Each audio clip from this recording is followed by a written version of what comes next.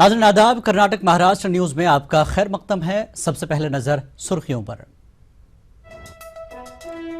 वजीर ट्रांसपोर्ट दिवाकर रावते सड़क हादसे में मामूली जख्मी। लोअर परेल इलाके के फिनिक्स मिल के पास एक स्विफ्ट डिजायर कार ने उनकी कार को मारी टक्कर।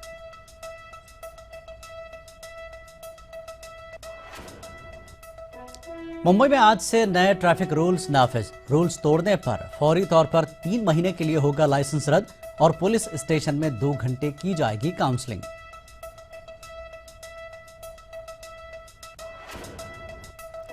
उन्नीस मुंबई धमाकों के मुजरिम अदाकार संजय दत्त इसी साल फरवरी में होंगे रिहा। अच्छे बर्ताव की वजह से 114 रोज काबिल किया जा रहा है रिहा।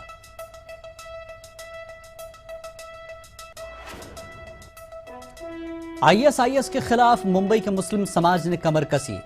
भटक रहे नौजवानों को सीधा रास्ता दिखाने के लिए टास्क फोर्स बनाने का ऐलान।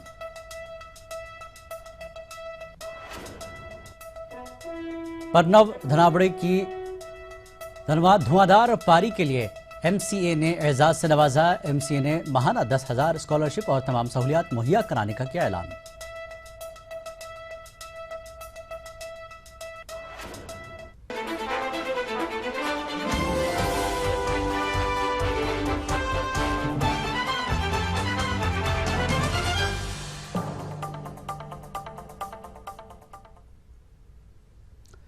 और अब खबरें तफसील से। वजीर ट्रांसपोर्ट दिवाकर रावते को सड़क हादसे में मामूली चोट आई है। रावते आज दोपहर अपनी कार से लोअर परेल इलाके के फिनिक्स मिल के पास पहुंचे तो अचानक एक स्विफ्ट डिजायर कार ने उनकी कार को टक्कर मार दी। रावते को फौरी तौर पर मुंबई के जेजे अस्पताल ले जाया गया, जहां हादसा से हमारे नुमाइंदे प्रशांत पांडे ने तफसीली जानकारी दी। दिवाकर रावते सड़क हादसे में घायल हुए हैं। हम आपको तस्वीर दिखाते हैं। ये गाड़ी दिवाकर रावते जी की है, जो आज दोपहर करीबन 3 बजे के आसपास मुंबई के लोअर परेल इलाके से गुजर रहे थे जब ये सड़क हादसा हुआ। आप अगर तस्वीरें देखें तो आप समझ सकते हैं कि कितनी ज़बरदस्त ये ठोकर थी। स्विफ्ट डिजायर कार थी जिस कार ने ठोकर मारी, ऐसी जानकारी जो है सामने आ रही है। हालांकि ड्राइवर सीट को अगर हम ध्यान से देखें तो आप आगे चलकर देखें तो जो एयर बैग होता है गाड़ी में वो पूरी तरह से फट गया है। यानी ठोकर इतना खतरनाक था कि कुछ भी हो सकता था। हालांकि ड्राइवर को मामूली सी चोट आई और बगल में दिवाकर रावते बैठे थे। आप इस सीट को अगर देखें तो सीट भी पूरी तरह से टूट चुका है। कुल मिलाकर देखा जाए तो दिवाकर रावते के पैर में चोट लगी है और मुंबई के जेजे अस्पताल में वो गए हैं इलाज कराने के लिए। यह हादसा बुधवार को दोपहर मुंबई के लोअर परेल इलाके में हुआ। स्विफ्ट डिजायर नामक कार ने दिवाकर रावते की इस गाड़ी को ठोकर मारी थी। आप देखें तो स्विफ्ट डिजायर जो कार है वो भी इस वक्त मुंबई के एनएम जोशी मार्ग पुलिस स्टेशन में लाया जा रहा है। ये फिलहाल जो आप तस्वीरें देख रहे हैं ये दिवाकर रावते जी की गाड़ी है, जिसमें वो सवार थे और जिससे वो मुंबई की सड़कों में सफ़र करते हैं। अब ऐसे में सवाल यही खड़ा होता है कि आखिर ये हादसा कैसे हुआ। मुंबई पुलिस इस पूरे मामले पर जांच कर रही है। कैमरामैन विलास चिबड़े के साथ प्रशांत पांडे, ईटीवी न्यूज़ मुंबई। मुंबई में आज से नए ट्रैफिक रूल्स नाफिज कर दिए गए हैं, जिसमें ट्रैफिक रूल्स पर अमल नहीं करने पर फौरी तौर पर 3 महीनों के लिए लाइसेंस रद्द हो जाएगा। इसके अलावा रूल्स तोड़ने वाले को 2 घंटे पुलिस स्टेशन में बिठाया जाएगा और उसकी काउंसलिंग की जाएगी। दरअसल सड़क हादसा में हो रही हलाकतों में ट्रैफिक रूल्स पर अमल नहीं करना एक बड़ी वजह बन गई थी, जिसकी वजह से पुलिस ने ट्रैफिक रूल्स को सख्ती से नाफिज करने का फैसला किया। सुप्रीम कोर्ट कमेटी के डायरेक्टिव के अनुसार महाराष्ट्र शासन ने के परिवहन विभाग ने एक जीआर जारी किया है, जिसमें 6 ट्रैफिक वायलेशंस को नमूद किया है, जो पहली बार करने पर भी 3 महीने आपका मोटर ड्राइविंग लाइसेंस सस्पेंड हो सकता है। अगर आप ओवर स्पीडिंग कर रहे हैं या रेड सिग्नल को जंप कर रहे हैं, ड्रंक ड्राइव कर रहे हैं या गाड़ी चलाते वक्त मोबाइल फ़ोन का इस्तेमाल कर रहे हैं, अगर आपका कमर्शियल व्हीकल आप ओवरलोड करके चला रहे हैं या ट्रांसपोर्ट कमर्शियल व्हीकल में आप पैसेंजर्स को कैरी कर रहे हैं, तो ऐसे 6 ट्रैफिक वायलेशंस पर आपका लाइसेंस जो है 3 महीने सस्पेंड हो सकता है। 1993 मुंबई बम धमाका मामले में जेल में कैद अदाकार संजय दत्त इसी साल फरवरी में रिहा हो रहे हैं। अच्छे बर्ताव के चलते संजय दत्त को आम कैदियों की तरह ही सजा कम करते हुए 114 दिन पहले जेल से रिहा किया जा रहा है। जराये के मुताबिक वजारत दाखिला ने संजय दत्त की रिहाई को हरी झंडी दिखा दी है।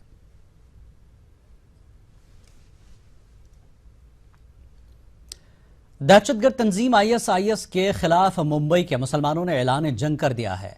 मुस्लिम नौजवानों ने इस्लाम की सही तालीमात को आम करते हुए भटके हुए जहनों को सही रास्ते पर लाने के लिए टास्क फोर्स बनाने का ऐलान किया है। ISIS के खिलाफ मुसलमानों का ऐलान जंग। मुस्लिम नौजवान बनाएंगे टास्क फोर्स। नौजवानों को बहकाने वाले रहेंगे निशाने पर।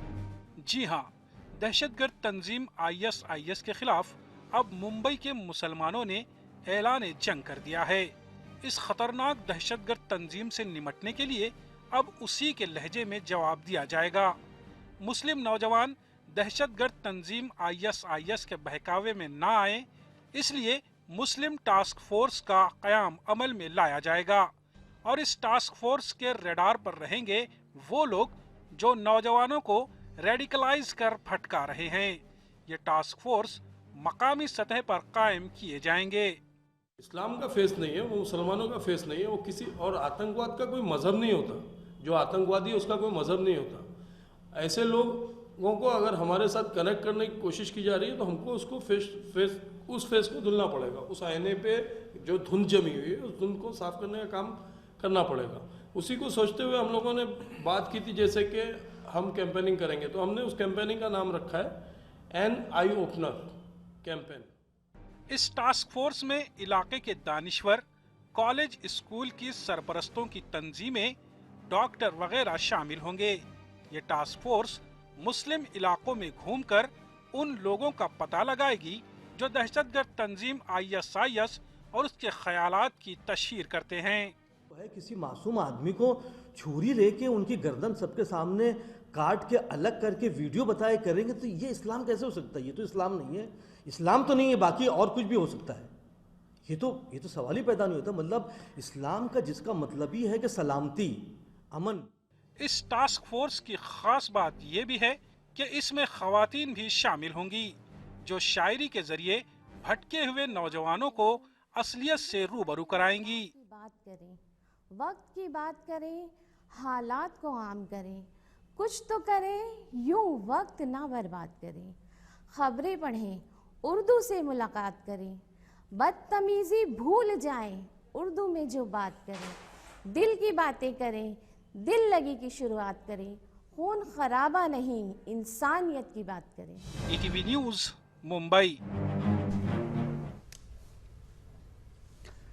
मुंबई पुलिस ने एक शातिर चेन स्नैचर सादिक सैयद पर मकोका एक्ट के तहत मामला दर्ज किया है। पुलिस के मुताबिक सादिक 30 से ज्यादा चेन स्नैचिंग के मामलों में मुलविस है।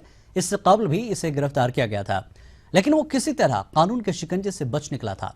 पुलिस के मुताबिक सादिक दोबारा जमानत पर रिहाई पाने में कामयाब न हो, इसलिए उस पर मकोका एक्ट के तहत मामला दर्ज किया गया है।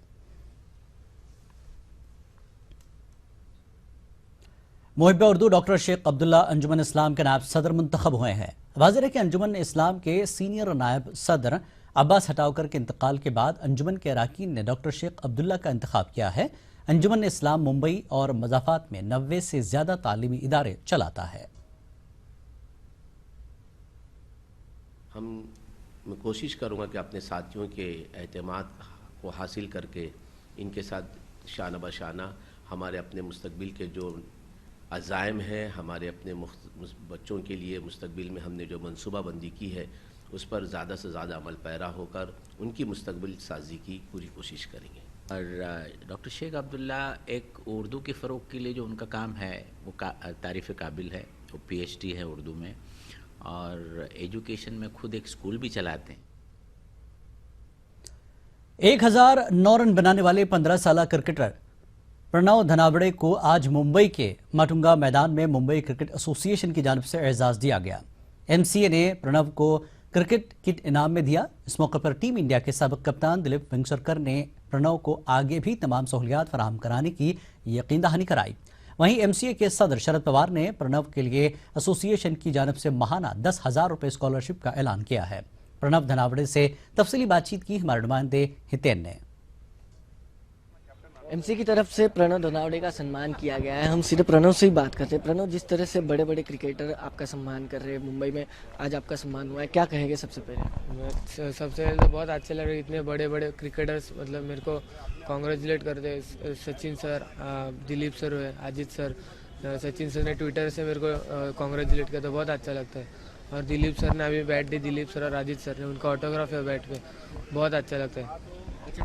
क्रिकेट के गॉड कहे जाते हैं सचिन तेंदुलकर, उन्होंने ट्वीट करके आपको बहुत बहुत बधाई दी है। उसके बाद कितना मोटिवेशन मिलता है आगे के लिए? मुझे बहुत मोटिवेशन मिलेगी। इतने बड़े प्लेयर, सचिन सर जैसे प्लेयर ने मेरे को ट्वीट किया और कॉन्ग्रेचुलेट किया तो बहुत अच्छा लगता है। अच्छा, जिस तरह से देखा जाए कि कल्याण जैसे शहर में क्रिकेट कोचिंग के लिए इतना ज़्यादा स्कोप नहीं है, तो उसके लिए कहीं ना कहीं सरकार कोई कदम बढ़ा रही है या फिर इतने बड़े क्रिकेटरों ने कोई आश्वासन आपको दिया है कि आगे एक कदम बढ़ाए गए?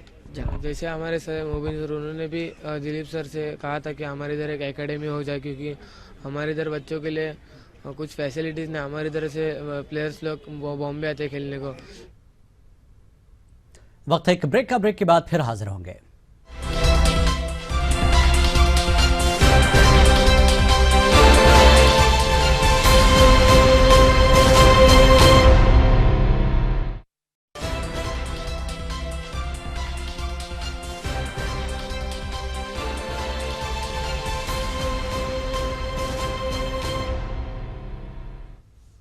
कर्नाटक महाराष्ट्र न्यूज में एक बार फिर आपका खैर मकदम है और अब नजर डालेंगे पहले तमिलनाडु की सुर्खी पर। तमिलनाडु हुकूमत ने सुनाया और उर्दू मुखालिफ फैसला, उर्दू मीडियम के तलबा देंगे तमिल जबान में इम्तिहान। उर्दू तंजीमों ने फिर से हाई कोर्ट जाने का किया फैसला।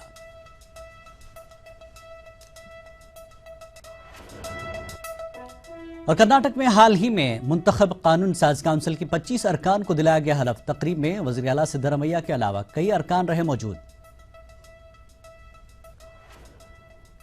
कर्नाटक में ताल्लुक और जिला पंचायत के इंतखाबात करीब, अक़लियतों की मुनासिब नुमाइंदगी का साबिक़ वज़ीर ने कांग्रेस से किया मुतालबा।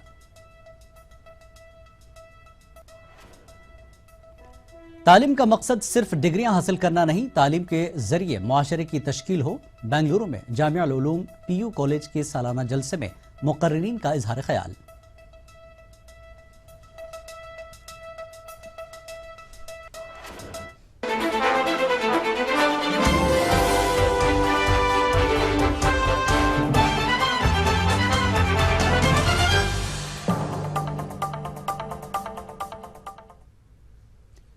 और कर्नाटक की खबरें तफसील से। पहले खबर लेंगे तमिलनाडु की, जहां आखिरकार तमिलनाडु हुकूमत ने उर्दू मुखालिफ फैसला सुना ही दिया। तमिलनाडु में उर्दू मीडियम के तलबा को तमिल जबान में अपने इम्तिहानात देने पड़ेंगे। खास तौर पर 10वीं जमात के उर्दू जरिए तालीम के तलबा को मजबूरन तमिल में इम्तिहान देना होगा। रियासत के महकमे तालीम ने यह फैसला सुनाया है। इस तरह तमिलनाडु में 10वीं जमात के तकरीबन 10,000 तलबा आने वाले दिनों में तमिल में अपने इम्तिहानात देंगे। वानियमबाड़ी और दीगर शहरों की उर्दू तंजीमों के एहतजाज के बावजूद महकमे तालीम ने उर्दू मुखालिफ फैसला सुनाया है। इस मामले में उर्दू तंजीमों ने दोबारा अदालत से रुजू होने का फैसला किया है। वाज़ेह है कि तमिलनाडु के हाई कोर्ट ने उर्दू मीडियम के मसले के सिलसिले में फैसला लेने की जिम्मेदारी महकमे तालीम को सौंपी थी। कर्नाटक में हाल ही में मुंतखब हुए कानून साज काउंसिल के 25 अरकान की हलफबरदारी तकरीब मुनक्किद हुई। विधानसभा के बैंक्वेट हॉल में हुई तकरीब में रियासती वजीर SR पाटिल समेत 25 नवमुंतखब MLC ने अपने ओहदे का हलफ लिया।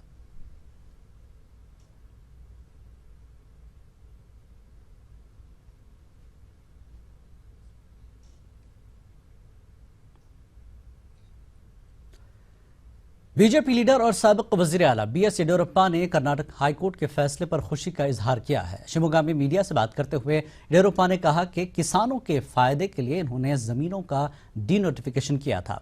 येडियुरप्पा ने कहा कि वो मरकजी सियासत में शामिल होना नहीं चाहते, रियासती सतह पर पार्टी के लिए काम करना चाहते हैं।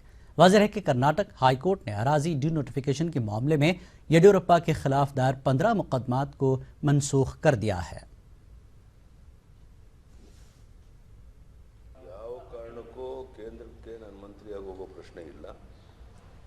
ರಾಜ್ಯದಲ್ಲಿ ಜವಾಬ್ದಾರಿಯನ್ನು ತಗೊಂಡು ಪಕ್ಷವನ್ನು ಅಧಿಕಾರಕ್ಕೆ ತರಕ್ಕೆ ಏನೆಲ್ಲ ಪ್ರಯತ್ನ ಮಾಡಬೇಕು ಅದನ್ನು ಪ್ರಾಮಾಣಿಕ ಪ್ರಯತ್ನ ಮಾಡ್ತೇನೆ ಅಂತ 10 ಬಾರಿ ಹೇಳಿದ್ದೇನೆ. कर्नाटक में कानून साज काउंसिल के इंतखाबात के बाद अब बारी है तालुका और जिला पंचायत के इंतखाबात की। कर्नाटक के साबिक वजीर अब्दुल हकीम हिंसगिरी ने कांग्रेस से मुतालबा किया है कि आने वाले इंतखाबात में पार्टी अक़लियतों को मुनासिब नुमाइंदगी दे। बेंगलुरु में मीडिया से बात करते हुए हिंसगिरी ने कहा कि कानून साज काउंसिल के इंतखाबात में कांग्रेस ने अक़लियतों को नज़रअंदाज किया। इससे अक़लियती तबके में मायूसी है, लिहाजा पार्टी आने वाले तमाम इंतखाबात में अक़लियतों की मुनासिब नुमाइंदगी दे। अब्दुल हकीम ने कहा कि इस असेंबली और काउंसिल में कम हो रही मुस्लिम नुमाइंदगी पर रियासत के मुसलमानों को भी गौर करना चाहिए। पार्टी के कर्ता धर्ता लोगों से कि आने वाले इलेक्शंस में चाहे जिला पंचायती हो, तालुका पंचायती हो, आगे चल कर के 2 साल में फिर असेंबली इलेक्शन, फिर पार्लियामेंट के इलेक्शन आने वाले हैं। ये जो हमसे गलतियां जो सरजद हुई हैं अक़लियतों के तबके के एतबार से और पार्टी के एतबार से, हम सब मिल बैठ करके सोच करके इसका हल निकालना चाहिए, वरना पार्टी। खबरों का सिलसिला जारी रहेगा एक छोटे से ब्रेक के बाद।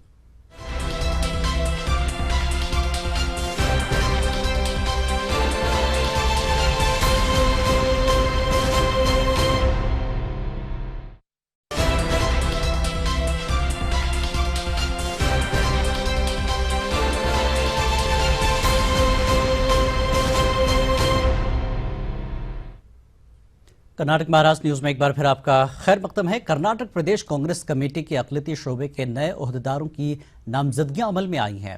अक़लियती शोबे ने 6 रियासती नायब सदूर का इंतखाब किया है। इसके अलावा 10 अजला के लिए सदूर और 18 कोऑर्डिनेटर्स की फहरिस्त अक़लियती शोबे ने जारी की है। बेंगलुरु में अक़लियती शोबे के रियासती सदर वाई सईद अहमद ने कहा कि कर्नाटक में 3 असेंबली हल्कों के लिए ज़िमनी इंतखाबात हो रहे हैं। इनमें 2 हल्के बीदर और बेंगलुरु के हबाल असेंबली हल्के में अक़लियतों की कसीर तादाद मौजूद है। लिहाजा दोनों हल्कों के लिए अक़लियती उम्मीदवारों को ही टिकट देने का मुतालबा अक़लियती शोबे ने पार्टी के आला कमान के सामने पेश किया है।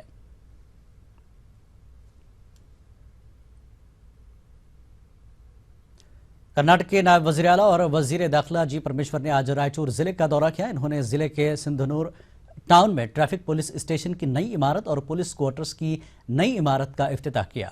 इस तरह वज़ीर दाखिला ने टाउन के दूसरी अहम सड़क के तामीराती कामों का संग बुनियाद रखा। बाद में जी परमेश्वर ने जिले के मानवी ताल्लुक़ा में मुख्तलिफ तरक्याती प्रोग्रामों में हिस्सा लिया। इस मौके पर नायब वज़ीर आला ने कहा कि कर्नाटक में कांग्रेस हुकूमत रियासत की हमाजहत तरक्की के लिए मुख्तलिफ इक़दाम कर रही है और सिद्धरामैया हुकूमत ने आवाम का भरोसा जीत लिया है। बाद में जी परमेश्वर ने रायचूर शहर में वुमेंस पुलिस स्टेशन का भी इफ्तिताह किया। इफ्तिताही प्रोग्राम में मकामी अवामी नुमाइंदों के अलावा कांग्रेस के सरकर्दा लीडर मौजूद थे।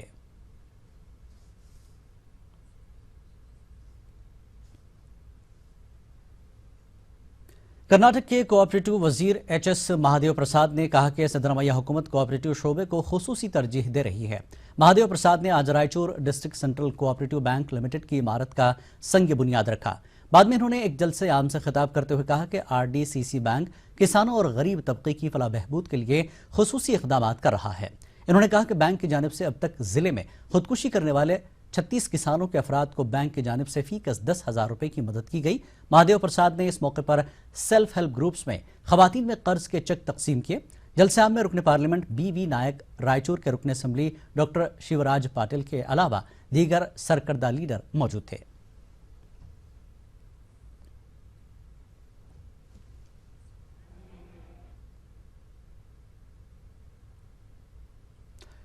तालीम का मकसद सिर्फ डिग्रियां और नौकरियां हासिल करना नहीं, बल्कि तालीम के जरिए समाज की फलाह बहबूदी और मुल्क की सही मानों में तरक्की हो। इन ख्यालात का इजहार बेंगलुरु में जामिया उलूम पीयू कॉलेज के सालाना जलसे में मुकर्रिरीन ने किया। आप देखिए तफसीलात। मुझे दीजिए इजाजत। आदाब।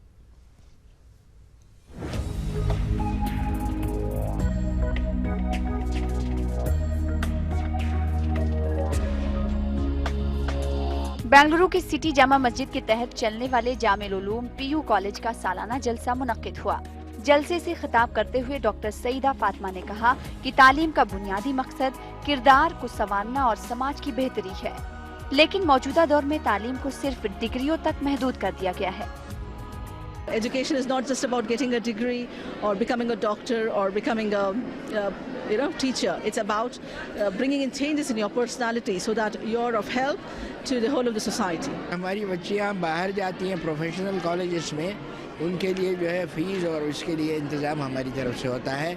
हम चाहते हैं कि वो कम से कम ग्रेजुएट हो जाए या कोई प्रोफेशनल कोर्स में जो है आगे की तरफ जाए। तकरीब में कहा गया कि खवातीन में तालीम की शरह में इजाफा हो रहा है। जामिल उलूम पीयू कॉलेज की शुरुआत सिर्फ 15 लड़कियों से हुई थी। अब 200 लड़कियां जेवर तालीम से आरास्ता हो रही हैं।